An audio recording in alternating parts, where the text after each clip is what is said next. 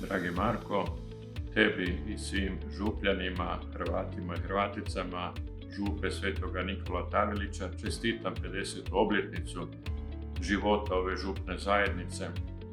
Drago mi je da možemo obilježiti ovu veliku obljetnicu i Bogu zahvaliti za sva ona dobročinstva koja su se u toj misiji događala, a koja će se, ako Bog da, dalje događati.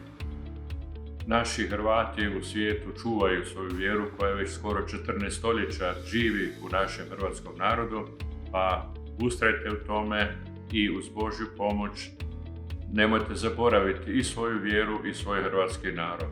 Još jednom svako dobro i neka vas dobri Bog blagoslovi.